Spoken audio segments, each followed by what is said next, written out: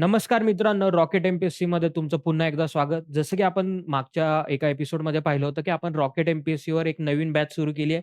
ती म्हणजे स्वाध्याय बॅच. स्वाध्याय बॅचचा हा सेकंड एपिसोड आहे किंवा सेकंड लेक्चर असणार आहे. या लेक्चरमध्ये आपण पुन्हा एकदा तोच फॉर्मॅट रिपीट करणार आहोत. आपला फॉर्मॅट काय होता? एक इश्यू घेणार आहोत आपण करंट अफेअर्समध्ये जो एक इश्यू चालू आहे, तो इश्यू आपण पूर्णपणे समजून घेतो आणि त्यानंतर त्या रिलेटेड एक क्वेशन आपण डिस्कस केला जातो. बेसिकली 2025 साठी जो फॉर्मॅट चेंज होणार आहे, त्या फॉर्मॅटनुसार आन्सर रायटिंग करणं म्हणजे सध्या जी मुलं एम-पी-एस-सीचा अभ्यास करत आहेत, जी मुलं यू-पी-एस-सीचा अभ्यास करत आहेत किंवा ज्यांना एम-पी-एस-सी टू यू-पी-एस-सी हे ट्रान्झिशन करायचंय, त्यांना एक बेसिकली आयडिया यावी विषयाची, हे आन्सर रायटिंग कसं करावं, ह्याची एक मुद्देसूद माहिती आपण ह्या पूर्ण इनिशिएटिव्हमध्ये घेणार आहोत आणि हा पूर्णपणे फ्री ऑफ कॉस्ट असणार आहे. जवळपास पुढे 1 वर्ष हा पूर्ण इनिशिएटिव्ह चालेल. ह्या इनिशिएटिव्हमधलं आपलं हे दुसरं लेक्चर असणार आहे आणि ह्या लेक्चरसाठीचं टॉपिक असणार आहे आपला नाटो. नाटो. फॉर एक्झाम्पल नाटोमध्ये आपण काय शिकणार आहोत म्हणजे इश्यू बेसिकली असा असणार आहे, की नाटोच्या बाबतीत गेल्या महिनाभरात आपण चर्चा बघितला असेल, तर नाटो संदर्भात बरीच स्टेटमेंट्स येतात. पण याच्यातली बरीच स्टेटमेंट ही युरोप रिलेटेड आहेत. पण जेव्हा तुम्ही सिलेबस घेता, तेव्हा सिलेबसमध्ये फक्त आपल्याला इंटरनॅशनल ऑर्गनायझेशनचं महत्त्व किंवा इंटरनॅशनल ऑर्गनायझेशनची एक ज्याच्याशी भारताचा संबंध नाही असं काय नाही विचारणार. सो कोणती जरी ऑर्गनायझेशन घेतली, तर ती ऑर्गनायझेशन ही भारत किंवा ती ऑर्गनायझेशन ही इंडिया. ह्या दोघांचं काय रिलेशन आहे, त्या रिलेशन्स कसे चेंज होत राहतील वगैरे ह्या सर्व प्रश्नांवर ह्या सर्व इश्यूवर तुम्हाला प्रश्न विचारला जातो. सो आपला आजचा इश्यू असणार आहे नाटो आणि ह्या सर्व नाटोची आपण माहिती घेणार आहोत इंडियाच्या अँगलने. सो बेसिकली ह्याच्यातली 5 मुद्द्यात आपण घेणार आहोत. सो आपण कोणताही इश्यू घेतो तो फक्त आणि फक्त 5 मुद्द्यात समजून घेतो. सो नाटोमध्ये आपल्याला पहिली माहिती असायला लागणार आहे ती म्हणजे अबाउट. आता मी असं अझ्युम करून चाललोय, की इथले बऱ्यापैकी जे पाहणार आहेत त्यांना नाटोबद्दल एक आयडिया आहे. पण ज्यांना आयडिया नाहीच त्यांच्यासाठी आपण एक पहिला मुद्दा कव्हर करून घेऊ म्हणजे अबाउट. अबाउटमध्ये आपण काय पाहणार आहोत, की नाटोबद्दल माहिती. सो पहिल्यांदा नावावरूनच तुम्हाला कळेल North Atlantic Treaty Organization. So North Atlantic Treaty Organization म्हणजे काय? की हा जो नॉर्थ अटलांटिक आहे, इकडचा नॉर्थ अटलांटिक आहे. या नॉर्थ अटलांटिकच्या आजूबाजूच्या ज्या कंट्रीज आहेत, त्या कंट्रीज एकत्र आल्या आणि त्यांनी एक ऑर्गनायझेशन काढली. So basically North Atlantic Treaty Organization. म्हणजे तुम्हाला काय कळतं सुरुवातीला, जे अमेरिकेतले देश आहेत आणि दुसरे युरोपियन जे देश आहेत. सो नॉर्थ अमेरिका आणि युरोप. या युरोपमधल्या देशांची एक ऑर्गनायझेशन आहे, ती नाटो आहे. म्हणजे नाटो काय आहे तर नाटो एक इंटर गव्हर्नमेंटल ऑर्गनायझेशन आहे. इंटर गव्हर्नमेंटल म्हणजे काय, की मल्टिपल कंट्रीज एकत्र आलेत आणि त्या कंट्रीजमधली एक ऑर्गनायझेशन आहे. सो जसं की फॉर एक्झाम्पल नाटो फॉर्म करण्यासाठी 31 देश एकत्र आलेले आहेत. तर त्या 31 देशांची एक ऑर्गनायझेशन म्हणजे एक संघटना आहे. दुसरा इम्पोर्टंट पाहिजे की मिलिटरी अलायन्स आहे. कारण बऱ्याच वेळा अलायन्स होणार आहे. ते अलायन्स कोणत्या-कोणत्या प्रकारचं असू शकतं. इकॉनॉमिक कॉपरेशनचं असू शकतंय किंवा बाकी व्यापार रिलेटेड असू शकते. पण नाटोची सगळ्यात महत्त्वाची गोष्ट म्हणजे एक मिलिटरी अलायन्स आहे. मिलिटरी अलायन्स म्हणजे काय? नावावरूनच तुम्हाला कळतं, की मिलिटरी अलायन्स असणार आहे म्हणजेच आपली मिलिटरी किंवा डिफेन्स कॉर्पोरेशनमध्ये ह्या सर्व कंट्रीज एकत्र येतात. दुसरा इम्पोर्टंट डेट आपल्याला एक लक्षात ठेवावी लागते म्हणजे नाटोचे फॉर्मेशन. नाटोचं फॉर्मेशन झालं होतं 1949. 1949 ची एक गोष्ट आपल्याला लक्षात घ्यावी लागते. 1949 हा असा काळ आहे, ज्यानंतर सेकंड वर्ल्ड वॉर संपलं होतं. सेकंड वर्ल्ड वॉर नंतर जस्ट शीतयुद्धाला सुरुवात झाली होती आणि शीतयुद्धामध्ये कोण पुढे होता 2? यूएस आणि सोव्हिएत रशिया. तो अमेरिका आणि इकडे रशिया, सोव्हिएत रशिया जो पूर्ण सोव्हिएत रशियाचा पार्ट होता तो एकत्र होता आणि मग त्या सर्व सोव्हिएत रशियाशी लढण्यासाठी या युरोपियन कंट्रीजना एकटं लढणं शक्य नव्हतं. तेव्हा साम्यवाद विरुद्ध कॅपिटलिझम किंवा भांडवलशाही किंवा भांडवलशाही विरुद्ध साम्यवाद असा संघर्ष चालू होता. बरोबर. मग भांडवलशाही देश कोणाच्या नेतृत्वाखाली एकत्र आले होते? United states. मग युनायटेड स्टेट्सची फक्त त्यांना इकॉनॉमिक कॉपरेशनसाठी गरज होती का? नव्हती. तर United states second world war नंतर पुन्हा एकदा मिलिटरी पॉवर म्हणून मिलिटरी सुपर पॉवर म्हणून पुढे येत होता. अशा वेळी मग युरोपियन कंट्रीजने काय केलं, की अमेरिकेशी एकत्र येत एक ऑर्गनायझेशन काढली नॉर्थ अटलांटिक ट्रिटी ऑर्गनायझेशन. त्यामुळे हा पिरियड शीतयुद्धाच्या काळात किंवा शीतयुद्धाच्या सुरुवातीला हे चालू झाल्यामुळे ह्या संघटनेचं फॉर्मेशन झाल्यामुळे म्हणजे सगळ्यात इम्पोर्टंट काम काय होतं ह्यांचं, की बेसिकली ह्या युरोपियन कंट्रीज आहेत. त्यांना डिफेन्स कॉपरेशन का करायचंय? कारण त्यांच्या कंट्रींना प्रोटेक्ट करायचंय त्यांना. आता बेसिकली प्रोटेक्ट कोणापासून करायचं असणार तर सोव्हिएत रशिया. सोव्हिएत रशियाशी प्रोटेक्ट करणं त्यांना का अवघड होतं? कारण सोव्हिएत रशिया तेव्हा एक सुपर पॉवर होता. अशा वेळी ह्या छोट्या-छोट्या कंट्रीज ज्यांचं यातील एकतर ह्याच्यातला मेजॉरिटी कंट्री वर्ल्ड वॉरमध्ये उद्ध्वस्त झाल्या होत्या. मग अशा वेळी त्यांना डिफेन्स कॉर्पोरेशन करण्यासाठी त्यांना एक एकत्र येणं गरजेचं होतं. पण त्याच वेळी त्यांना एक मेजर डिफेन्स पार्टनर पण पाहिजे होता. सो बेसिकली काय आहे, नाटोची स्थापना कशी करण्यात आली? तर अमेरिकेच्या नेतृत्वाखाली युरोपियन देशांची आघाडी, जी बेसिकली कोणाविरोधात होती? तर सोव्हिएत रशियाच्या विरोधात होती. त्यामुळे 1949 मध्ये काय झालं होतं, जो बॅकग्राऊंड आहे तो तुम्हाला नाटोच्या बद्दल जे प्रश्न असणार आहेत, त्याबद्दल तो लक्षात घ्यावा लागेल. त्यानंतर दुसरा एक इम्पोर्टंट पॉइंट आहे असा, की पर्पज काय आहे? तो पर्पज बेसिकली तोच आहे, की freedom and security of its members through political and military cooperation. Basically political cooperation तर कळतं, की आपल्याला जे सर्व जे प्रेसिडेंट्स आहेत, त्यांच्या गव्हर्नमेंट्स आहेत, ते एकत्र येणार, ते काहीतरी एकत्र इनिशिएटिव्ह घेणार. पण इम्पोर्टंट काय आहे? Military cooperation. याचा अर्थ हे मिलिटरीच्या दृष्टीने म्हणजे ह्यांचे सैन्य वगैरे सुद्धा एकत्र येणार. हे मिलिटरी कोऑपरेशन घेण्यासाठी नाटोच्या बाबतीत एक इम्पोर्टंट टर्म आहे. म्हणजे ती सगळ्यातली ही जी टर्म्स आहे ती तुम्हाला माहीतच पाहिजे किंवा नाटो रिलेटेड मेजॉरिटी जे आन्सर येतील, त्यामध्ये तुम्हाला ही टर्म लिहावीच लागेल आणि ती टर्म आहे म्हणजे principle of collective defence. Principle of collective defence काय आहे? तर नाटोचं जे ट्रिटी साइन करण्यात आलेली होती, म्हणजे इनिशियली कमी देशांमध्ये होती.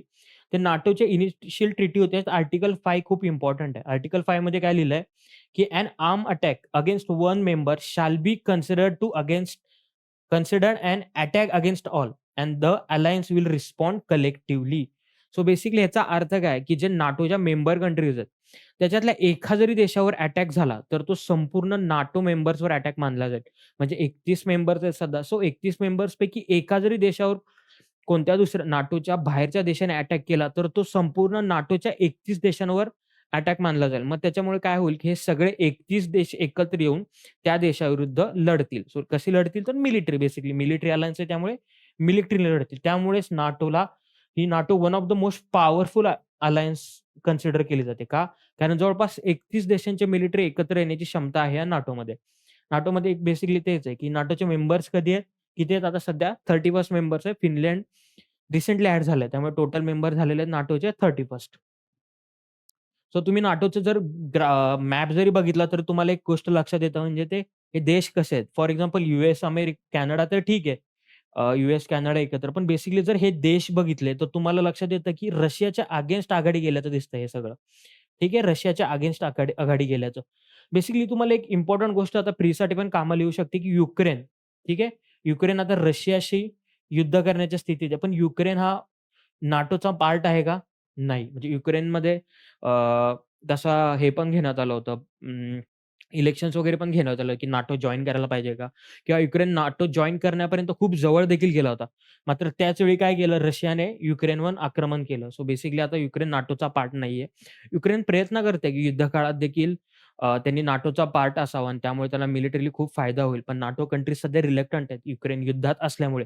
पण वन ऑफ द रिझन युक्रेनवर रशियाने अटॅक केलाय तो म्हणजे युक्रेनने नाटो जॉइन करण्याचा प्रयत्न केला होता. सो बेसिकली एकदा 31 मेंबर्स काय आहे, 13 कंट्रीज कोण आहेत, हे सगळं तुम्हाला कळल्यानंतर एक बेसिक लक्षात येईल, की तुम्हाला हे अलायन्स आहे युरोपियन आणि 2 अमेरिकन कंट्रीज किंवा अमेरिकेच्या नेतृत्वाखालचा अलायन्स आहे, जे बेसिकली रशियाच्या अगेन्स्ट आहे. ठीक आहे.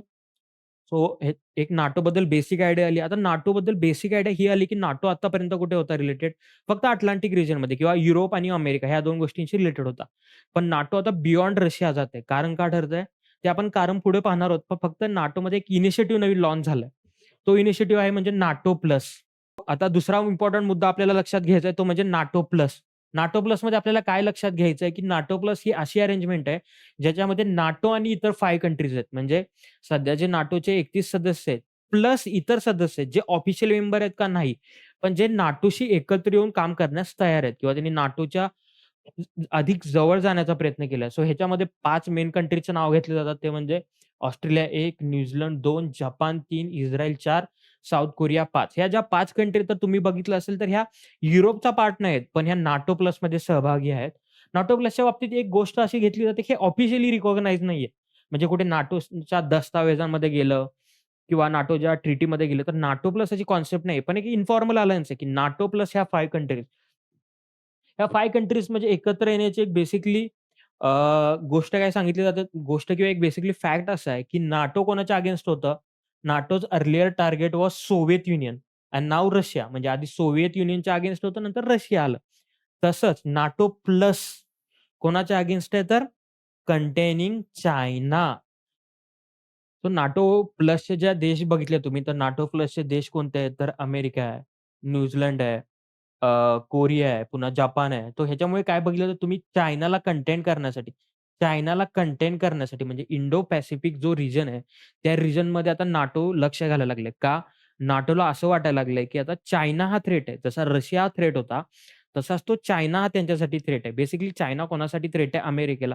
बट जो अमेरिकेसाठी जो थ्रेट असणार आहे, तो बेसिकली अमेरिका नाटोच्या माध्यमातून पुढे आणण्याचा प्रयत्न करतात. सो ह्याच्यामध्ये एक इम्पोर्टंट गोष्ट आपल्याला लक्षात घ्यायची आहे, की नाटो प्लसची कॉन्सेप्ट. नाटो प्लसची कॉन्सेप्ट काय इन्फॉर्मल अलायन्स आहे. जे नाटो आहेत ते नाटो प्लस 5 कंट्रीज. ठीक आहे. आता पुढचा इम्पोर्टंट पार्ट पार्ट आहे म्हणजे नाटो प्लस का बनवण्यात आलं? बेसिकली नाटो प्लस बनवण्याचं सर्वात महत्त्वाचं कारण होतं म्हणजे नाटो आणि इंडो पॅसिफिक. नाटो आणि इंडो पॅसिफिक का असं म्हटलं जातं? पहिल्यांदा इम्पोर्टंट लक्ष आपण लक्षात घेऊया, की नाटो प्लस किंवा इंडो पॅसिफिकमध्ये नाटो लक्ष का घालता येतं? सर इंडो पॅसिफिकची तुम्हाला एक आयडिया येत असेल तर हा जो रिजन आहे, हा इंडियन ओशनचा रिजन आणि हा पॅसिफिक ओशनचा रिजन. ह्याला इंडो पॅसिफिक म्हटलं जातं. म्हणजे इंडियासाठी हा रिजन पूर्ण आफ्रिकेपर्यंत पण आहे आणि मग त्यामुळे इंडो पॅसिफिक रिजन असल्यामुळे काय होतं, इकडचा जो चायना आहे, तो चायना ह्या रिजनमध्ये खूप डॉमिनंट होण्याचा प्रयत्न करतोय आणि जर इंडो पॅसिफिक बघितलं तर सगळ्यात मोस्ट पॉप्युलस पार्ट आहे हा. मोस्ट पॉप्युलस पार्ट असण्याबरोबरच खूप म्हणजे major proportion of world trade सुद्धा ह्या रिजनमध्ये होतो. इंडियन ओशन आणि पॅसिफिक. त्याचबरोबर ज्या 2 इमर्जिंग इकॉनॉमीज आहेत, ज्यामुळे अमेरिकेच्या नेतृत्वाला आव्हान दिलं जाऊ शकतं. एक चायना आणि दुसरं इंडिया. या 2 मोठ्या इकॉनॉमीज देखील ह्या रिजनमध्ये आहेत. त्यामुळे जर अमेरिकेला इथून पुढच्या काळात जगाच्या राजकारणात आपलं महत्त्व मेंटेन ठेवायचं असेल किंवा त्यांचा जो सध्या स्ट्रॅटेजिक किंवा डिफेन्स दृष्ट्या नंबर 1 हे जे आहे, ते मेंटेन ठेवायचं असेल, तर त्यांना इंडो पॅसिफिकवर लक्ष द्यायचंय आणि त्यामुळेच इंडो पॅसिफिकमध्ये नाटोच्या माध्यमातून अमेरिकेने लक्ष घालायला सुरुवात केलेली आहे.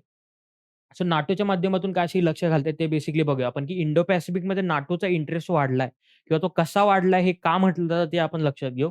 सो बेसिकली नाटोची जी आता रिसेंट समिट झाली होती. रिसेंट समिट कुठे झाली होती नाटोची?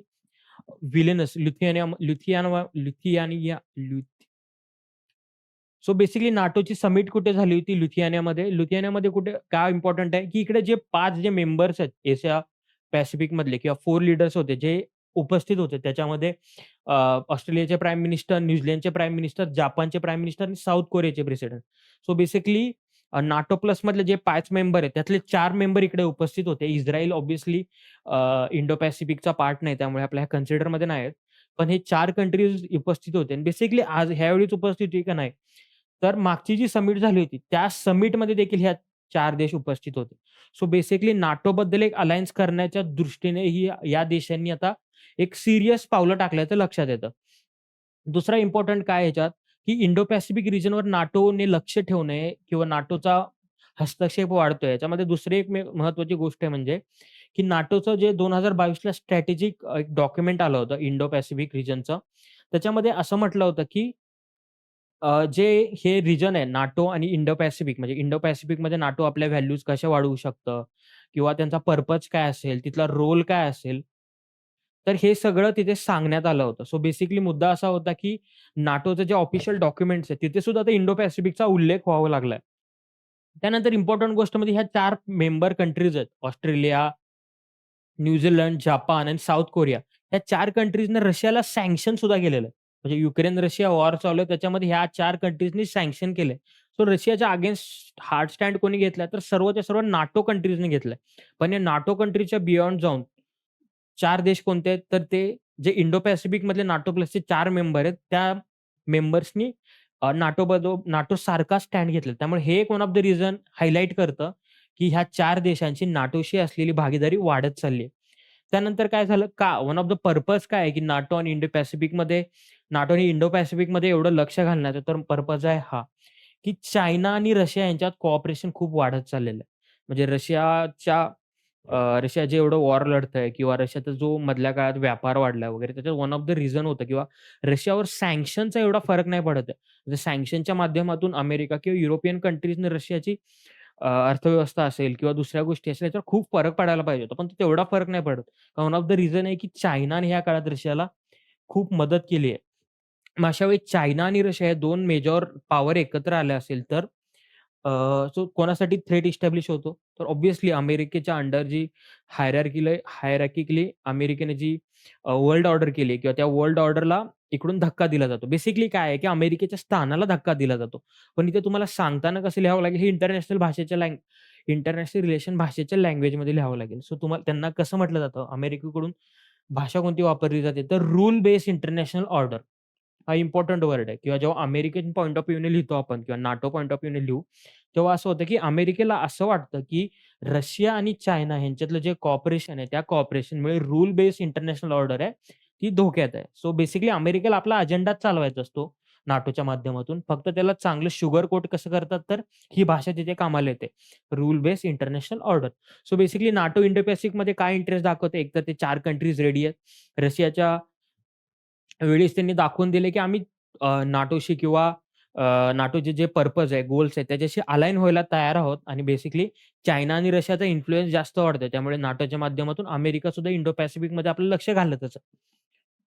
त्यानंतर हा जो इंडो पॅसिफिक रिजन होता आपण बघितला. इम्पोर्टंट प्रश्न उठतो म्हणजे नाटो आणि इंडिया हा सगळ्यात इम्पोर्टंट टॉपिक असणार आहे आपला, की नाटोमध्ये इंडियाचा काय रोल असेल? कारण नाटो आणि इंडियाचे काय रिलेशन्स असतील, हा सगळ्यात म्हणजे एक्झाममध्ये जरी प्रश्न आला, तर तुम्हाला नाटो एक्सप्लेन नाही करायला सांगणार किंवा नाटोचे युरोपमध्ये काय घडामोडी घडल्या, त्याचा इंडियाशी काही संबंध नाहीये. रशियाची काय घडामोडी घडल्या, त्याचा इंडियाशी काही संबंध नाहीये. अशा गोष्टी शक्यतो नाही सांगत किंवा जवळपास नाही सांगत. सांगणार काय, नाटो आणि इंडिया अलायन्स किंवा नाटो इंडियन अलायन्समध्ये काही गोष्टी घडल्यात का? त्या दृष्टीने काही पावलं टाकली गेली आहेत का? त्या दृष्टीने भविष्यात शक्यता आहे का? त्याचे एडव्हांटेजेस काय असतील, डिसएडव्हांटेजेस काय असतील? ह्या अराउंड प्रश्न तुमचे सगळे फिरत राहतील.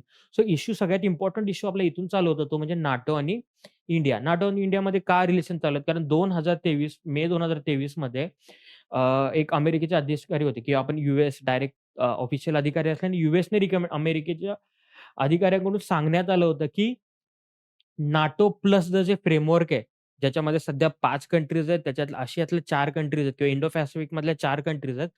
त्याच्यात इंडियाचा पण समावेश व्हावा, अशी अमेरिकेने अपेक्षा व्यक्त केली होती आणि भारताच्या दृष्टीने पण नाटो जॉइन करणं, चे फायदे पण आहेत बेसिकली. असं नाही की नाटोमध्ये फक्त अमेरिकेचाच इंटरेस्ट असणार आहे किंवा भारताचा त्याला काही उपयोग नाही होणार. सो बेसिकली भारताचे देखील फायदेच आहेत. तर भारताचा सगळ्यात महत्त्वाचा फायदा होऊ शकतो तो म्हणजे कंटेनिंग चायना. कंटेनिंग चायना म्हणजे का? की भारताचं सध्या सर्वात मोठं डिफेन्स चॅलेंज कोण आहे? तर चायना. भारत आता एका टाईमनंतर अशा इकॉनॉमिक डेव्हलपमेंट असेल, डिफेन्स डेव्हलपमेंट असेल, स्ट्रॅटेजिक इंडियाची जी पॉलिसी असेल, त्यानुसार एक गोष्ट हायलाइट झाली म्हणजे आता भारत आणि पाकिस्तान हा जो वाद राहिलेला नाही किंवा आता भारत आणि पाकिस्तान हा वादाचा विषय नसता भारत आणि चीन किंवा इंडिया वर्सेस चायना हा जास्त फाईट आपल्याला होताना आपल्याला पाहायला मिळते. विशेषतः मागच्या आपण वर्षभरात किंवा मागच्या एक 3-4 वर्षात असं बघितलं असेल, तर चायना देखील आपल्याला नंबर ऑफ इश्यूवर आपल्याला टॅकल करत आहे किंवा नंबर ऑफ इश्यूवर मिलिटरीली अग्रेसिव्ह होण्याचा प्रयत्न केला इंडियाशी. फॉर एक्झाम्पल डोकलाममध्ये आपण सगळं बघितलं होतं किंवा लडाखमध्ये जो स्टँड ऑफ होता. चीन आणि इंडियनच्या आर्मी एकमेकांच्या अगेन्स्ट महिनोन-महिने उभ्या होत्या. सो हे सगळे मुद्दे पाहिलं तर इंडियाच्या एक्स्टर्नल सिक्युरिटीला सगळ्यात मोठा धोका सध्या कोणाचा? चायनाचा आणि नाटो प्लस किंवा नाटोचा जो इंडो पॅसिफिकमधला इंडो पॅसिफिकमध्ये घुसण्याचे सगळ्यात जास्त प्रयत्न चालू आहेत, ते कशासाठी चालू आहेत? कारण चायनाचा इन्फ्लुअन्स वाढतोय. अशा वेळी नाटोच्या ज्या पॉलिसी त्या अगेन्स्ट चायना असणार आहेत. इंडियाच्या पॉलिसी देखील चायनाच्या अगेन्स्ट असणार. सो बेसिकली चायना कंटेन करण्यासाठी किंवा चायनाच्या अगेन्स्ट लढण्यासाठी आपल्याला नाटो अलायन्स कामाला येऊ शकतं, अशी वन ऑफ द थॉट सांगतं. दुसरं सांगते की एन्हान्स सिक्युरिटी कॉपरेशन. सिक्युरिटी कॉपरेशनमध्ये कोणत्या गोष्टी येतात, की world's most powerful military alliance बरोबर. 31 त्या पण मोस्ट एडव्हान्स ज्यांच्याकडे मिलिटरी सामुग्री आहे किंवा ज्यांच्याकडे मोस्ट एडव्हान्स मिलिटरी आहे, ते सगळं 31st मेंबर्स या नाटो अलायन्समध्ये आहेत. पण जेव्हा ह्या नाटो अलायन्समध्ये इंडिया इन्व्हॉल्व होईल, तेव्हा इंडियाचा सगळ्यात फायदा होणार आहे सिक्युरिटी कॉपरेशनमध्ये वाढ होईल. सिक्युरिटी कॉपरेशन कोणत्या प्रकारे केलं जातं? इंटेलिजन्स शेअरिंग, की कधी बॉर्डर क्रॉसिंग होतंय किंवा कधी समुद्राच्या फॉर एक्झाम्पल मिलिटरी कॉपरेशन लागत असेल, तर अशा मॅरिटाईम कॉपरेशन लागत असेल. अशा वेळी इंटेलिजन्स खूप महत्त्वाचं होतं आणि इंटेलिजन्समध्ये यूएस असेल, फ्रान्स असेल, ब्रिटन असेल, हे जे देश आहेत, यांच्याकडे एकदम ॲडव्हान्स टेक्नॉलॉजी अशा वेळी जर भारत नाटो प्लसमध्ये सहभागी झाला, तर भारताला जे इंटेलिजन्स शेअरिंग आहे ते केलं जाईल. त्याचबरोबर जॉइंट मिलिटरी एक्सरसाइज केले जातील. जॉइंट मिलिटरी एक्सरसाइज काय असतं, की जेव्हा 2 देशांमध्ये किंवा 2 संघटनामध्ये जॉइंट मिलिटरी एक्सरसाइज होतो, तेव्हा त्या दोन्ही देशाचे सैन्य एकत्र येतात आणि ठराविक वेळ प्रॅक्टिस करतात. अशामुळे काय होतं, की बेस्ट मिलिटरी प्रॅक्टिसेस आहेत. त्या एकमेकांना सांगितल्या जातात, एकमेकांशी शेअर केल्या जातात. ह्याच्यामुळे काय होतं, की आपल्या आर्मीतल्या ज्या चांगल्या गोष्टी आहेत, त्या दुसऱ्या आर्मीला माहीत पडतात. पण त्याच वेळी दुसऱ्या आर्मीचे जे चांगले पॉइंट्स आहेत, आपली आर्मी कुठे कमी पडते, ह्या सर्व गोष्टी ह्या डिफेन्स जॉइंट मिलिटरी एक्सरसाइजमध्ये बाहेर येत असतात. दुसरा महत्त्वाचा म्हणजे कॅपॅसिटी बिल्डिंग म्हणजे आपली आर्मी कुठे बाहेर पडते, टेक्नॉलॉजी असेल, प्रत्यक्ष सीमेवर लढणं असेल, नंतर आर्मरी असेल, एअर फोर्स असेल, नेव्ही असेल, या सगळ्यांमध्ये कुठे-कुठे कॅपॅसिटी बिल्ड करायची गरज आहे. त्या सर्व कॅपॅसिटी बिल्डिंगसाठी पण देखील आपल्याला ह्या सिक्युरिटी कोऑपरेशनचा फायदा होतो. सो बेसिकली सिक्युरिटी कोऑपरेशन काय आहे, की दोन्ही मिलिटरी जेव्हा एकत्र येतात, दोन्ही मिलिटरी एकमेकांशी जे चांगले इनपुट्स आहेत किंवा चांगल्या प्रॅक्टिसेस आहेत, त्या शेअर करतात. त्याला म्हणतात एन्हान्स सिक्युरिटी कोऑपरेशन. बेसिकली हे शब्द खूप इम्पोर्टंट आहेत. कारण हे तुमचे जे कीवर्ड्स आहेत ना, ते तुमच्या आन्सरमध्ये आले पाहिजेत. Enhance security cooperation, intelligence sharing, joint military exercise, capacity building programme हे इम्पोर्टंट वर्ड्स तुमच्या आन्सरमध्ये आले पाहिजेत. त्यानंतर सगळ्यात मोठा आणि महत्त्वाचा फरक पडतो तो म्हणजे डिफेन्स टेक्नॉलॉजी आणि इंडस्ट्री कोऑपरेशन. इंडियाचं सगळ्यात मिलिटरी मॉडर्नाइज करायला तर इंडियाकडे असं झालंय, की इंडियाच्या इकॉनॉमीची साईज तर मोठी झाली पण सगळ्यात मोठा आपलं काय म्हणतात लिमिटेशन्स आहे किंवा लिमिटेशन्स हे आहे, की आपल्याकडे अजून त्या लेव्हलची डिफेन्समध्ये आर-एन-डी नाही झालेलं आहे. म्हणजे आपली जी टेक्नॉलॉजी आहे, ती ह्या देशांच्या टेक्नॉलॉजीला मॅच नाही होऊ शकत. त्यामुळे आता सध्या मोदीजी फ्रान्समध्ये गेलेत, तर आपण पाहतो, की ते राफेलसाठी डील करत आहेत.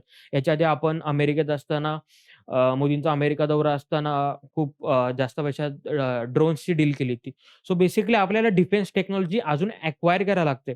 पण अॅक्वायर करताना काय होतं, की बऱ्याचदा डिफेन्स टेक्नॉलॉजी ट्रान्सफर करताना जे देश आहेत ते काय चेक करतात, की ह्या देशाशी आपले संबंध किती जवळचे आहेत किंवा मिलिटरी ह्या देश आपल्या जे पर्पज आहे त्याच्याशी अलाईन आहे का?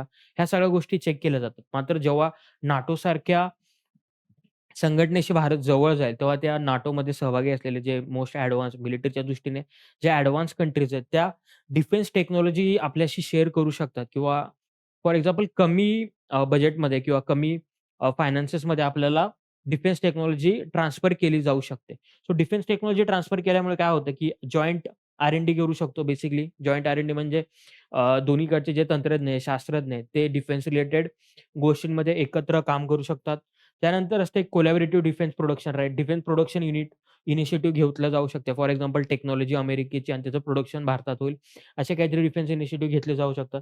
त्याच्यामुळे काय होतं, की जी कटिंग एज मिलिटरी टेक्नॉलॉजी आहे कारण बऱ्याच वेळा असं होतंय, की आता जे वॉरफेअर मॉडर्न झालेलं आहे, त्या मॉडर्न वॉरफेअरमध्ये कोणाकडे किती जास्त ॲडव्हान्स किंवा कटिंग एज डिफेन्सिव्ह इक्विपमेंट्स आहेत किंवा डिफेन्स इक्विपमेंट्स आहेत. त्याच्यामुळे त्याचा युद्धाचा निकाल स्पष्ट होऊ शकतो किंवा जे छोटे-मोठे क्लॅशेस होतात, त्याचा निकाल लागू शकतो. सो अशा वेळी डिफेन्स टेक्नॉलॉजी चांगलं असणं किंवा अद्ययावत डिफेन्स टेक्नॉलॉजी असणं भारतासाठी चांगलं आहे आणि जर नाटोमध्ये इंडिया गेलं, तर इंडियाला डिफेन्स टेक्नॉलॉजी मिळवण्याचा एक महत्त्वाचा सोर्स तो होऊ शकतो किंवा डिफेन्स टेक्नॉलॉजी मिळवणं सोपं होऊ शकतं. त्याचबरोबर आपण एक गोष्ट लक्षात घेतली असेल तर मेक इन इंडियाच्या अंडर पण आपण डिफेन्स प्रोडक्शन मोठ्या प्रमाणात करत आहोत. म्हणजे बेसिकली एक वेळ अशी होती की आपण डिफेन्सच्या सर्व गोष्टी आयात करत होतो. पण आता असं झालंय की बऱ्याच वेळा किंवा जे तेवढी कटिंग एज टेक्नॉलॉजी नाही पण ते मास प्रोड्यूस करता येतं अशा गोष्टी आपण भारतात प्रोड्यूस पण करत आहोत आणि त्याचं बाहेर भारतात प्रोडक्शन करून ते एक्सपोर्ट पण करत आहोत. त्यामुळे इकॉनॉमिकली पण भारताला हे खूप महत्त्वाचं ठरू शकतं. पण मुद्दा फक्त ह्या 3 मुद्द्यांवर थांबणार आहे का? नाही. कारण बऱ्याचदा काय होतं, की नाटोमध्ये येणं म्हणजे फक्त फायदे आहेत का? बिलकुल नाही. फायद्याच्या बियॉन्ड आपल्या काहीतरी डिसएडव्हांटेजेस असणार आहेत. कोणत्या डिसएडव्हांटेजेस असणार आहेत? कारण डिसएडव्हांटेजेस असल्याशिवाय भारत जॉइन करण्यासाठी रिलक्टंट आहे. कारण एवढे सगळे एडव्हांटेज आहेत. जवळपास भारतावर अटॅक झाला तर 31 देश असं समजणार, की भारत नाटोचा मेंबर आहे आणि आपल्याला भारताच्या बाजूने जाऊन केलं पाहिजे. तरी पण भारत जॉइन नाही होत. का नाही जॉइंट होत आहे? तर आपल्याला बेसिकली एक उदाहरण घ्यावं लागेल म्हणजे हे जी नाटोमध्ये लिथुआनियामध्ये नाटोची जी समिट झाली, त्याचा एक हा फोटो व्हायरल होतोय. ह्या फोटोमध्ये तुम्ही बघितलं असेल तर हा युक्रेनचा प्रेसिडेंट झेलेन्स्की आहे. झेलेन्स्कीच्या बाबतीत असं होतंय की त्याला सगळीकडे बोलावलं जातंय का बोलावलं जातं. त्याला नाटो मेंबर सपोर्ट करतायत का? सपोर्ट करतायत. पण एका स्पेसिफिक टाईम लिमिटपर्यंत. म्हणजे झेलेन्स्कीचे युक्रेनचे नाटोचे संबंध चांगले आहेत. युक्रेन नाटोमध्ये येण्यासाठी प्रयत्नशील पण आहे. पण अजून तरी मेंबर नाही. मग मेंबर नसल्यामुळे काय केलं जातं रिलक्टंट मदत केली जाते. सो बेसिकली हा फोटो असा व्हायरल होतोय, की ह्यांना मदत केली जाते, पण एका टाईमनंतर इग्नोर केलं जातं. सो बेसिकली भारताच्या बाबतीत पण कसं होऊ शकतं, की नाटोशी जे देश आहेत, म्हणजे नाटोचे कोणते देश असतील, अमेरिका असेल, फ्रान्स असेल, इकडे ब्रिटन असेल, ह्या सर्व देशांचे भारताचे संबंध चांगले आहेत का? भारताचे संबंध चांगले आहेत. पण एका बियॉन्ड लिमिटेशन जोपर्यंत तुम्ही मिलिटरीली नाटोशी अलाइन नाही होत, तोपर्यंत हे देश भारताला एका बियॉन्ड लिमिटच्या बाहेर जाऊन मदत नाही करणार आहेत. सो बेसिकली पण भारत तरी पण तयार नाही होत का तयार नाही होत ह्या गोष्टी आपण लक्षात घ्यायच्या. So one of the reason असं आहे, की एक्स्टर्नल मिनिस्टर आपले जे external affairs minister S Jaishankar त्यांनी डायरेक्ट ही ऑफर रिजेक्ट केली. आणि त्यांचं काय होतं, की नाटोचं टेम्प्लेट आहे. म्हणजे नाटो ज्या प्रिन्सिपलवर काम करतं, नाटो ज्या गोलसाठी काम करतं किंवा नाटो ज्या कारणासाठी बनवलं गेलंय, ते भारताशी अलाइन नाही होत किंवा भारताला ते अप्लाय नाही होत बेसिकली. नाटो जे काम चालतं वगैरे त्याशी ते भारताला लागू नाही होत. का नाही लागू होत? सो बेसिकली नाटोचा सगळ्यात आणि फोरमोस्ट पर्पज काय होता, की रशियाशी लढण्यासाठी किंवा रशियाच्या अगेन्स्ट ते अलायन्स बनवण्यात आलं होतं. अजूनही जर कोणती कंट्री नाटो जॉइन करणार म्हटली, तर त्याचा सर्वात जास्त विरोध किंवा त्यांना सर्वात जास्त धोका कोणाकडून असतो? रशियाकडून. जे युक्रेनच्या एक्झाम्पलमध्ये आपण बघतच आहोत, की युक्रेनने नाटो जॉइन करण्याचा प्रयत्न केला आणि हा युक्रेनने नाटो जॉइन करणं म्हणजे रशियाला थ्रेट पोहोचवण्यासारखंच आहे. म्हणून रशियाने युक्रेनवर अटॅक केला. वन ऑफ द रिझन आहे, की रशियाने युक्रेनवर अटॅक का केला? तो वन ऑफ द रिझन. पण भारताच्या बाबतीत कसं आहे, की भारताचे रशियाशी देखील खूप चांगले संबंध राहिलेले आहेत. म्हणजे जवळपास भारत स्वातंत्र्य झाल्यानंतर म्हणजे भारताने नॉन अलाइनमेंट कोणती मूव्हमेंट इम्पोर्टंट इंटरनॅशनल रिलेशन्समध्ये काही शब्द यायलाच पाहिजे. त्यात वन ऑफ द हे आहे, की नॉन अलाइनमेंट. नॉन अलाइनमेंट जी आपली मूव्हमेंट होती, त्या नॉन अलाइनमेंटमध्ये भारताने यूएस किंवा रशिया या दोन्ही देशांची बाजू नाही घेतली. तरी पण रशिया असा एकमेव किंवा त्यावेळची सोव्हिएत युनियन होता. 1991ला सोव्हिएत युनियनचं डिव्हाईड होऊन रशिया झाला. पण तेव्हा जो सोव्हिएत युनियन होतं, त्या सोव्हिएत युनियनने नेहमी भारताची बाजू घेतली किंवा नेहमी भारताला मदत केली. त्यानंतर 91 मध्ये जेव्हा सोव्हिएत युनियनचं विघटन झालं, त्यानंतर देखील रशियाने भारताची बाजू घेणं किंवा भारताला डिफेन्सचे जे जे एक्सपोर्ट करायचे आणि भारताला सगळ्यात जास्त डिफेन्समध्ये सुरुवातीच्या काळात कोणी मदत केली असेल ती रशियाने. त्यामुळे रशिया आणि भारत यांचे संबंध अजूनही खूप चांगले आहेत आणि आपण नोटीस केलं असेल तर पुतिन यांचे बऱ्याच कंट्रीशी संबंध बिघडलेले आहेत. पण इंडियाशी नेहमी संबंध चांगले राहिले आहेत. सो नाटोशी अ, जॉइन करून किंवा नाटोशी क्लोज अलायन्स करून इंडिया आपल्या एका जुन्या मित्राला, रशियाला दुखावू नाही शकत. सो नाटो जॉइन करण्यामध्ये इंडियाचा सगळ्यात मोठा प्रॉब्लेम आहे तो म्हणजे रिलेशनशिप विथ रशिया आणि इंडिया रशियाशी रिलेशनशिप तोडू नाही शकत. बेसिकली सध्याच्या युक्रेन-रशिया वॉरमध्ये पण आपण बघितलं असेल तर पूर्ण जगाचा विरोध डावलून भारत रशियाकडून तेल घेतं आणि त्याचा भारताला फायदा पण होतोय.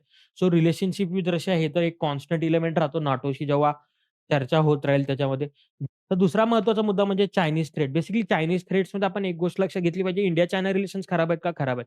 पण सध्या हे रिलेशन्स कसे खराब आहेत? वन टू वन खराब आहेत. म्हणजे इंडियाला चायनाशी काय प्रॉब्लेम असेल, चायनाला इंडियाशी प्रॉब्लेम काय असेल, तर वन टू वन सॉल्व्ह केलं जातं. वन टू वन फाईट केलं जातं. बट अशा वेळी जर तिसरा कोणती पार्टी येत असेल आणि नाटोसारखा मेंबर येत असेल, नाटोसारख्या मेंबरशी इंडिया जर संबंध वाढवत असेल, तर चायनाला तो खूप मोठा थ्रेट वाटू शकतो आणि अशा वेळी इंडिया-चायना रिलेशन अजूनच डिटोरेट होऊ शकतात.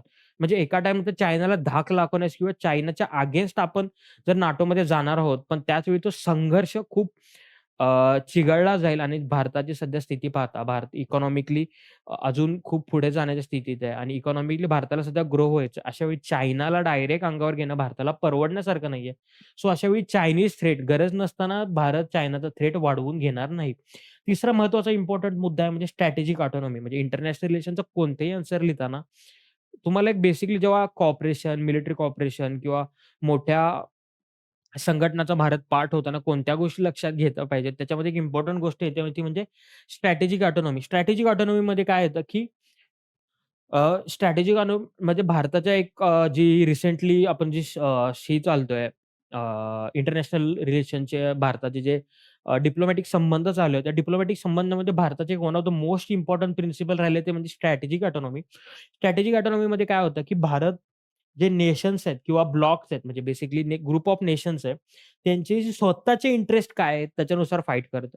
भारत दुसऱ्या एका देशाचे काय इंटरेस्ट आहेत किंवा अमेरिकेचे इंटरेस्ट कसे सांभाळले जातील.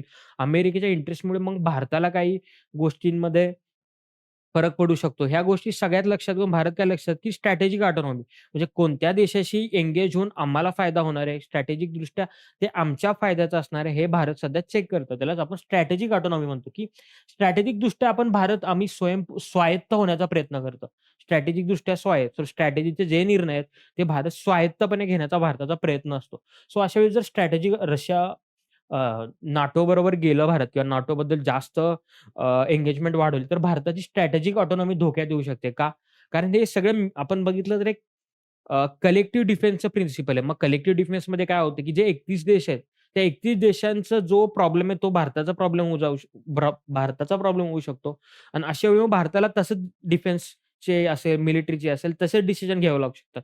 याच्यामुळे काय होतं, मग भारताची स्ट्रॅटेजिक ऑटोनॉमी धोक्यात येते. सो अशा वेळी स्ट्रॅटेजिक ऑटोनॉमी धोक्यात येऊ नये याच्यासाठी सुद्धा भारताला प्रयत्न करावे लागतात.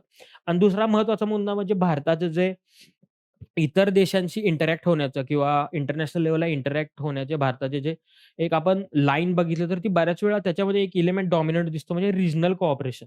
भारत बऱ्याच वेळा कोऑपरेशन करून पीस आणण्याचा प्रयत्न करतं. तो जास्त काय म्हणतात जास्त चिघळू नये किंवा जास्त अगेन्स्ट जाऊ नये म्हणून भारत कधीच प्रयत्न करत. असे रिजनल कोऑपरेशनचा भारताकडे एक चांगला ऑप्शन राहतो. For example south Asian regional corporation म्हणजे सार्कच्या माध्यमातून भारत हे प्रयत्न करत असतं. दुसरी महत्त्वाची गोष्ट म्हणजे बिमस्टेक असेल, बे ऑफ बेंगाल इनिशिएटिव्ह असेल. याच्यातून भारत बियॉन्ड डिफेन्स व्यापार असेल, व्यापार पुन्हा इकॉनॉमिक असेल, एज्युकेशन असेल किंवा जे बाकीचे सगळे एलिमेंट आहेत, त्या एलिमेंटच्या माध्यमातून दोन्ही देशांचे संबंध सुधारण्याचा प्रयत्न करतात आणि भारताच्या ह्या प्रयत्नांना बऱ्यापैकी यश पण येतं. सो अशा वेळी मिलिटरी अलायन्समध्ये सहभागी होऊन भारत आपली जी एक पीस लव्हिंग किंवा पीसच्या बाजूने जास्त भूमिका घेणारी कंट्री म्हणून भारताची जी ओळख आहे, ती ओळख पुसण्याचा प्रयत्न करणार नाही. So basically cut. So basically India काय आहे, नाटो जॉइन करण्यासाठी रिलक्टंट काय आहे? तर एकतर रशियाशी असलेले इंडियाचे संबंध, दुसरा चायनीज थ्रेट वाढण्याची जास्त शक्यता, तिसरा महत्त्वाचा मुद्दा भारताची स्ट्रॅटेजिक ऑटोनॉमी धोक्यात येऊ शकते आणि 5वा मध्ये भारताची जी रेग्युलर स्ट्रॅटेजी आहे, ती कोणती रिजनल कोऑपरेशनवर जास्त कॉन्सन्ट्रेट करण्याची भाजपाची भारताची स्ट्रॅटेजी. त्यामुळे भारत काय होतं, की बऱ्याच वेळा नाटो जी मिलिटरी अलायन्स आहे, त्याला जवळपास भारत जॉइन करणार नाहीची शक्यता आहे. शक्यतापेक्षा की भारत जॉइन करणार रिजेक्टच करतं. अशा काही गोष्टी असतात ज्याच्यामध्ये बियॉन्ड पॉइंट जाऊन जॉइन करू शकतं. काही वेळा जॉइन नाही करू शकत. अशा गोष्टी असतात. पण नाटोच्या बाबतीत तुम्हाला एक स्टँड घेताना किंवा नाटोमध्ये तुम्हाला आन्सर लिहिताना एक गोष्ट लक्षात ठेवायची आहे, की नाटो आलं म्हणजे भारत जॉइन करणार नाही. ही सध्याची एक हार्डकोर लाईन आहे, की भारत जॉइन करणार नाही किंवा त्याच्याशी जास्त अलायन्स पण वाढवलं नाही जाणार. सो बेसिकली क्वेशन असा काय येऊ शकतो, की what are the factors contribute to the NATO's increasing presence in the Indo-Pacific region, and what are the reasons behind India's lack of interest in joining? So basically हा question पण पुन्हा 2 पार्टमध्ये कोणते आहेत तुम्हाला लक्षात घ्यावं लागेल, की 2 पार्ट आहेत. एक तर नाटोचं इंडो पॅसिफिक मधला प्रेझेन्स वाढतोय. आपण लिहिलं नाटोचा इंडो पॅसिफिकमध्ये प्रेझेन्स वाढतोय का? ते आपण बघितलं. तो पहिल्या पार्टमध्ये येईल, की इंडो पॅसिफिकमध्ये प्रेझेन्स का वाढतोय? आणि दुसरा मुद्दा येईल, की इंडिया इंटरेस्ट का नाहीये? सो बेसिकली ह्या क्वेशनचं आन्सर कसं होईल? महत्वाचं म्हणजे ह्या क्वेशनचं आन्सर कसं होईल? या क्वेशनचा आन्सर होताना तुम्हाला एक लक्षात घ्यायचं आहे म्हणजे पहिला होईल इंट्रो. इंट्रोमध्ये काय लिहिलं तुम्ही एखादं स्टेटमेंट लिहू शकता. जसं की आपण यूएसचं स्टेटमेंट लिहिलं होतं. ते स्टेटमेंट येईल आणि त्या लेसनने तुम्ही सांगू शकता किंवा तुम्ही एक फॅक्ट सांगू शकता. काही इंडो पॅसिफिकमधल्या ज्या 4 कंट्रीज आहेत, त्या 4 कंट्रीज इन्क्रिजिंगली नाटोच्या जवळ जात आहे. हा पहिला मुद्दा झाला. त्यानंतर तुम्ही काय सांगू शकता, की का म्हटलं जातं असं? ह्याचा एक 2 लाईन्स सांगू शकता तुम्ही 2 लाईन्समध्ये, की असं का म्हटलं जातं, की इंडो पॅसिफिकमध्ये इंटरेस्ट वाढतोय. हा फॅक्ट सांगितला, हा तुम्हाला एक्सप्लेन नाही करायचा. एक बेसिकली तुम्हाला त्याच्याशी ॲग्री व्हायचंय. त्यानंतर इम्पोर्टंट पार्ट येतो तो हा तुमचा इथे पहिला इंट्रोचा पार्ट झाला. त्यानंतर इंडो पॅसिफिकमध्ये नाटोचा इंटरेस्ट वाढतोय असं का म्हटलं जातं? तुम्ही ते नाटो प्लसचं एक्झाम्पल सुद्धा देऊ शकता. तिसरा मुद्दा येतो, की तुम्ही इथे कारणं लिहू शकता. का इंडो पॅसिफिकमधला इंटरेस्ट वाढतोय? इथे कसा वाढतोय आणि का वाढतोय? हे तुमचा हाल्फ पार्ट झाला. आणि नेक्स्ट हाल्फ पार्ट असणार आहे, की इंडिया का रिलक्टंट आहे? इंडिया का रिलक्टंट आहे? तर ह्याचे आपण डिसएडव्हांटेजेस नाटो जॉइन करण्याचे डिसएडव्हांटेजेस लिहिलेत. तेच रिलक्टंट काय त्याचे रिलक्टंट का आहे त्याची कारणं आहेत. कोणती कारणं आहेत, की चायनाशी जास्त चिघळेल, रशियाशी संबंध आहे, स्ट्रॅटेजिक ऑटोनॉमी धोक्यात. सो बेसिकली हे 4 पॉइंटमध्ये तुमचा आन्सर कंप्लीट होईल आणि हे तुम्हाला कंप्लीट आन्सर लिहून काय करायचं आहे, हे कंप्लीट आन्सर लिहून तुम्हाला आम्हाला चे Telegram चॅनलवर. ह्या Telegram चॅनलची लिंक तुम्हाला डिस्क्रिप्शन बॉक्समध्ये दिसेल. Telegram चॅनलवर जर तुम्ही आन्सर पाठवलं ते तुम्हाला चेक करून भेटलं जाईल. चेक करून दिलं जाईल आणि बियॉन्ड ह्या लेक्चरमध्ये तुमचे काही डाउट्स असतील किंवा त्या प्रश्नामध्ये काही डाउट्स असतील, तर खाली कमेंट सेक्शनमध्ये देखील तुम्ही सांगू शकता. ओव्हरऑल हे लेक्चर तुम्हाला कसं आवडलं ह्या लेक्चरमध्ये काही सुधारणा हव्या असतील, हे खाली कमेंट करून नक्की सांगा आणि आपल्या रॉकेट एम-पी-एससी चॅनलला सबस्क्राईब करायला तेवढं विसरू नका. धन्यवाद.